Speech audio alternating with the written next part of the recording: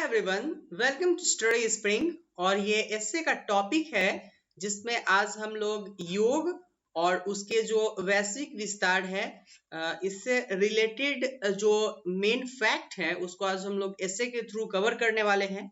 But before to begin, अगर आपने channel को सब्सक्राइब नहीं किया है तो चैनल को सब्सक्राइब कीजिए और जितना हो सके शेयर कीजिए, क्योंकि ये आपके लिए इम्पोर्टेंट इसलिए है क्योंकि ये फर्स्ट ऐसा यूट्यूब का चैनल है जो हिंदी में आपको कंटेंट अवेलेबल करवा रहा है। तो आपसे उम्मीद है कि आप चैनल को सब्सक्राइब कीजिएगा और जितना हो सके शेयर कीजिएगा। तो चलते हैं अपने टॉपिक की तरफ, लेकिन उससे पहले आप प्लेलिस्ट का सारा लिंक डिस्क्रिप्शन में दिया गया, वहां से जाके जो भी आपके इम्पोर्टेंट एमसीक्यूज के सेशन है उसको आप देखिए, क्योंकि वो आपको आपके हर एक एग्जाम के लिए इम्पोर्टेंट होने वाला है। चलते हैं टॉपिक की तरफ। पहला आता है अपना कि योग आखिर कहते किसको हैं। एक इंट्रोडक्शन में हम लोग एक चीज तो देंगे कि योग है क्या, ठीक है।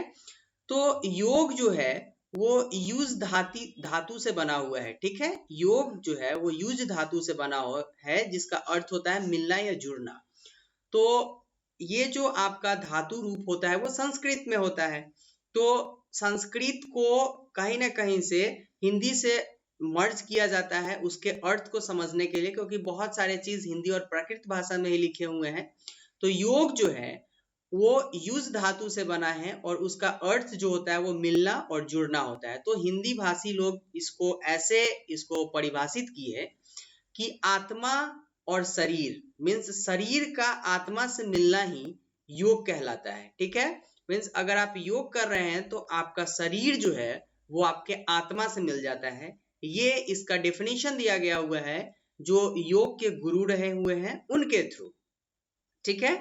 तो इसके बाद एक चीज और माना गया कि योग जो है उसका विस्तार जो हुआ था वो सभ्यता के विकास के साथ ही हुआ था। जैसे सभ्यता शुरू हुई थी वैसे ही योग की भी शुरुआत हुई थी। हालांकि इसका कोई प्रत्यक्ष प्रमाण है नहीं, लेकिन फिर भी जो ऐसी बातें लिखी हुई हैं उसके थ्रू ये एक्सप्लेन किया गया कि सभ्यता जो है उसके साथ ही योग का विकास हुआ था।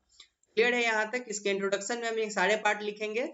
नेक्स्ट देखते हैं हम लोग इसके बॉडीज में आते हैं। तो आपको हर एक बार मैं इसका जो मेथड है उसी पे हम बार बार टॉपिक पे यहाँ पे डिस्कस करते हैं कि अगर हम ऐसे लिखेंगे तो उसको 3 भाग में बांट लेंगे। पहले में हम लोग इंट्रोडक्शन देंगे, दूसरा वाला भाग बॉडी का हो जाएगा, तीसरा वाला भाग कंक्लूजन का हो जाएगा।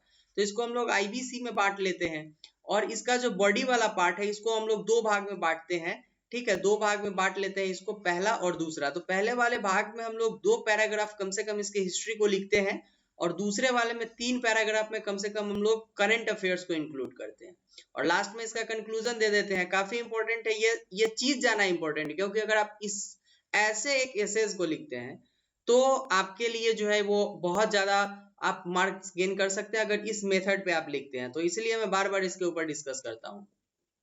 आते हैं इसके ऊपर फिर से बॉडीज वाले पार्ट में, इसके हिस्ट्री के ऊपर चलते हैं। तो ऐसा माना जाता है कि भगवान शिव जो है, ठीक है, वो पहले योगी थे, ठीक है। तो भगवान शिव को योगी माना जाता है, इसमें कहीं कोई शक नहीं है। तो सृष्टि में जो पहले योगी हुए थे वो भगवान शिव ही हुए थे। तो इसके थोड़े से पार्ट में, हिस्ट्री वाले पार्ट में इसको ऐड कर लिए।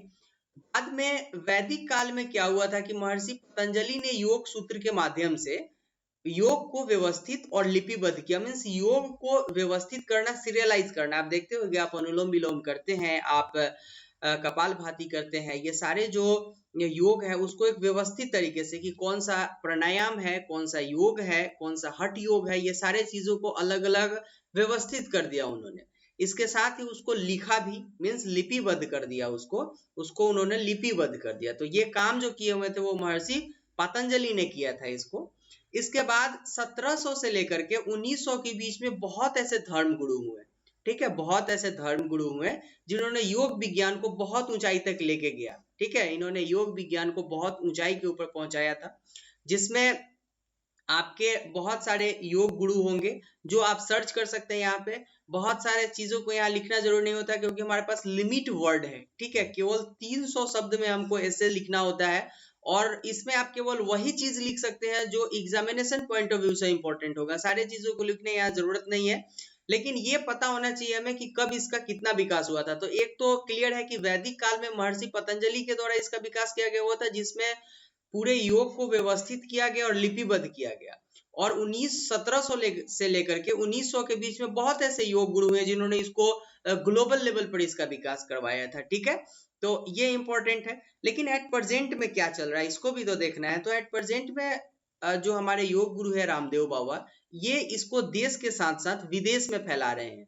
ठीक है, तो अगर अभी किसी को श्रेय दिया जाता है योग को पूरे ग्लोबल लेवल पर फैलाने में, तो उसमें रामदेव बाबा का प्रेजेंट के थ्रू से हम इनको श्रेय दे सकते हैं। इसके साथ क्या हुआ था, एक इम्पोर्टेंट फैक्ट्स यहाँ पर जोड़ना जरूरी है कि हमारे जो प्रधानमंत्री हैं श्री नरेंद्र मोदी जी, इन्होंने क्या किया कि 193 सदस्य देश जो थे उनके सहमति से 2014 में इन्होंने क्या किया कि संयुक्त राष्ट्र महासभा में, ठीक है, प्रति वर्ष 21 जून को अंतर्राष्ट्रीय योग दिवस मनाने का फैसला लिया था। ठीक है, ये जो स्टेप था वो प्रधानमंत्री नरेंद्र मोदी के थ्रू से इंडिया के लिए लिया गया। बाकी जो इसको कंफर्मेशन दिया गया हुआ था वो संयुक्त राष्ट्र महासभा के थ्रू दिया गया कि 21 जून को हम लोग अंतर्राष्ट्रीय योग दिवस मनाएंगे। और इसमें जो सदस्य देश थे वो 193 सदस्य देश इसका समर्थन किए हुए थे। ठीक है, तो बहुत बड़ा अपॉर्चुनिटी था इंडिया के लिए। इंडिया में ये जो योग है, इंडिया के योग को हम लोग पूरे ग्लोबल लेवल पे फैला रहे हैं, जिससे इंडिया का एक अलग पहचान पूरे ग्लोब पर बनता जा रहा है। ठीक है, तो ये इंपॉर्टेंट फैक्ट्स है जिसको यहाँ पे मेंशन करना था। नेक्स्ट देख लेते हैं हम लोग। तो यह इसमें कोई शक नहीं है कि अगर ये पूरे ग्लोबल लेवल पे पहुंचेगा तो इंडिया को एक बहुत बड़ा अपॉर्चुनिटी देगा ये। इसके साथ साथ योग का जो उद्देश्य होता है वो शरीर को मानसिक और शारीरिक तौर पर स्वस्थ बनाना होता है। आपने बहुत सारे योग देखे हैं जिसमें आप शारीरिक तौर से और मानसिक तौर से आप पूरी तरीके से स्वस्थ रहते हैं। जैसे एक भ्रष्टिका होता है, एक योग जिसमें आपका मानसिक संतुलन पूरी तरीके से सही रहता है। फिर आप कपालभाति कर सकते हैं, अनुलोम विलोम कर सकते हैं। ये सारे जो योग हैं इससे आपके शरीर के साथ साथ आपके मस्तिष्क के ऊपर भी बहुत बड़ा इफेक्ट पड़ता है। एट प्रेजेंट में सुशांत सिंह का सुसाइड बहुत बड़ा एक शॉकिंग न्यूज था सारे के लिए। वो बहुत दिनों से डिप्रेशन से जूझ रहे थे। तो डिप्रेशन से जूझना अभी के लोगों के लिए एक आम बात होते जा रहा है। तो इस सिचुएशन में अगर आप योग को अपनाते हैं तो आपको काफी हेल्प करेगा। तो इसीलिए बोला गया कि योग जो है वो शारीरिक के अलावा मानसिक तौर पे भी आदमी को स्वस्थ बनाता है। ठीक है, तो अगर आप शारीरिक और मानसिक तौर पे स्वस्थ रहेंगे तो आपको तनाव नहीं रहेगा, थकान नहीं रहेगा, आपके अंदर बीमारियां नहीं रहेगी। क्योंकि अभी जो कंडीशन है उसमें प्रदूषण लेवल जो है वो अभी तो कम हुआ केवल लॉकडाउन के कारण। ठीक है, अभी कम हुआ है लॉकडाउन के कारण, लेकिन लॉकडाउन से पहले अगर आप देखें तो पॉल्यूशन लेवल अपने चरम सीमा पर था। उस सिचुएशन में काफी बीमारियां हो रही थी, लोगों को बहुत ज्यादा बीमार पड़ रहे थे। तो इसमें उन्होंने क्या किया कि ऐसे सिचुएशन में आप अगर देखा जाए तो एक सेकेंड, ऐसे सिचुएशन में उन्होंने क्या किया कि योग को सारे लोग अपनाते थे। और इसके साथ साथ एक क्या हुआ कि अब ग्लोबल लेवल पे जब योग बढ़ रहा है, एक भ्रांति इसमें पैदा क्या की जाती है कि योग जो है वो किसी पार्टिकुलर कास्ट से रिलेटेड है। ऐसा कहीं नहीं लिखा गया हुआ है कि पार्टिकुलर कास्ट से, ये किसी जाति से बिलोंग करता है ये। ठीक है, ऐसा नहीं है कि या किसी पार्टिकुलर कास्ट को ही ये फेवर करता है, ऐसी कोई बात नहीं है। आप अगर डॉक्टर हैं, एक डॉक्टर अगर हिंदू है तो क्या वो केवल हिंदू का इलाज करता है, ऐसी बात तो है नहीं। तो इसी तरीके से योग भी है। योग एक चिकित्सा भी है जो किसी धर्म से उसका कोई कनेक्शन नहीं होता है। तो भ्रांति फैलाया जाता है केवल हिंदू के लिए ही, इसको जोड़ दिया जाता है उसमें, लेकिन ऐसी कोई बात नहीं है कि ये एक संप्रदाय या फिर पंथ के लिए, संप्रदाय या फिर पंथ के लिए जो है ये हेल्प करता है, ऐसी कोई बात नहीं। ये एक डॉक्टर जो जिस तरह से सलाह देता है उसी तरीके से योग भी स्वास्थ्य के लिए एक पद्धति है जो आपको क्या करता है कि आपके स्वास्थ्य के लिए एक अच्छा आपको सजेशन देता है कि आप ये योग करें, आपको ये बीमारी नहीं होगी। अगर आप अनुलोम विलोम करते हैं, अगर आप कपालभाति करते हैं तो आप हार्ट डिजीज से बचे रहेंगे, या फिर और बहुत सारे जो चीज है उससे। तो इसमें कहीं भी अगर आप देखें तो संप्रदाय और पंथ का कहीं से कोई जुड़ाव नहीं है। ऐसा कहीं नहीं बोला गया है कि अगर केवल आपके जो हिंदू होंगे वही योग करेंगे तो वो स्वस्थ होंगे और मुस्लिम करेंगे तो वो स्वस्थ नहीं होंगे। लेकिन भ्रांतियां ऐसी फैलाई जाती है कि ये आपके धर्म के लिए सही नहीं है, मीन्स मुस्लिम धर्म के लिए। ठीक है, ये मुस्लिम धर्म के लिए सही नहीं है। तो ये भ्रांतियां केवल फैलाई जा रही है, लेकिन ये गलत है, ऐसा नहीं होता है। हमारे भारत में बहुत ऐसे लोग हैं, बहुत ऐसे ग्लोबल लेवल पे देश हैं जो मुस्लिम देश है, फिर भी वो योग को अपनाती हैं। तो इस तरह की भ्रांतियों से हमें बचना है। ये कहीं भी सांप्रदायिक और पंथ को सपोर्ट नहीं करता है। लेकिन इसके साथ एक और बात होता है कि अगर आप देखें तो योग जो है वो विद्यार्थियों के लिए काफी हेल्पफुल होता है, क्योंकि अभी जो भी यहाँ पे प्रिपरेशन कर रहा है, सपोज दैट आप सीएपीएफ की तैयारी कर रहे हैं और आपके अगर फर्स्ट अटेम्प्ट में रिजल्ट नहीं आते हैं तो आप जरूर डिप्रेशन में जाते हैं। ठीक है, थोड़ी देर के लिए आप डिप्रेशन में जा सकते हैं, लेकिन अगर आप इस सिचुएशन में योग को अपनाते हैं तो यहाँ पे आपके डिप्रेशन लेवल कम हो जाएंगे, आप मानसिक तौर पे स्वस्थ रहिएगा, फिर से प्रिपरेशन के लिए आपका दिमाग बूस्टअप करेगा या आपको आप फिर से फुल फ्लैश तैयारी करना स्टार्ट कीजिएगा। तो इसलिए ये विद्यार्थियों के लिए बहुत इंपॉर्टेंट हो गया हुआ है कि विद्यार्थी योग को अपना करके तनाव से अपने आप को बहुत दूर रखते हैं। तो ये विद्यार्थियों के लिए भी इंपॉर्टेंट है, इसलिए यहाँ पे मेंशन किया गया। और इसके साथ ही योग को अगर आप देखिएगा, योग जो है वो कहीं ना कहीं से रोजगार सृजन कर रहा है। ठीक है, योग आजकल रोजगार सृजन कर रहा है और ये बेरोजगारी को खत्म करने में भारत का मदद भी कर रहा है। अब ये बेरोजगारी को खत्म करने में भारत का मदद कैसे कर रहा है, पहले ये देखते हैं। तो बहुत ऐसे संस्थाएं हैं, ठीक है, जो केंद्रीय आयुष मंत्रालय और भारत सरकार के अधीन है। ठीक है, बहुत ऐसी संस्थाएं हैं जिसमें आपका अगर आप ऐसे देखें तो मोरारजी देसाई राष्ट्रीय योग संस्थान और द योग इंस्टीट्यूट मुंबई, ये क्या करता है कि अपने यहाँ से ये जो इंस्टीट्यूट है ये अपने यहाँ से ऐसे युवा को, ठीक है, ऐसे युवा को शिक्षित करता है, ऐसे युवा को ये शिक्षित कर रहे हैं जिनको योग के क्षेत्र में बहुत नॉलेज हो जाता है। अब जैसे इनको योग के क्षेत्र में नॉलेज होता है तो इनकी डिमांड बढ़ती है, क्योंकि अभी जो आपके मेडिसिन होते हैं उसके एक तो साइड इफेक्ट बहुत ज्यादा है, प्लस लोग इसको अपनाना नहीं चाहते हैं। तो इस सिचुएशन में योग एक ऐसा माध्यम है जिसके थ्रू से आप इसको अपना करके सब दिन के लिए स्वस्थ रह सकते हैं। तो अभी इस तरीके के युवा का बहुत ज्यादा डिमांड हो गया हुआ है। ये भारत में ही नहीं, ऐसी बात नहीं कि केवल भारत में इनका डिमांड है, इनका डिमांड विदेश में भी है। तो इस तरह के जो युवा हैं वो विदेश में भी जाते हैं। तो इस इंस्टीट्यूट से ऐसे बहुत सारे इंस्टीट्यूट है जहां से हम ऐसे युवा को शिक्षित किया जाता है। तो ये इनका डिमांड विदेश में भी होने लगा है।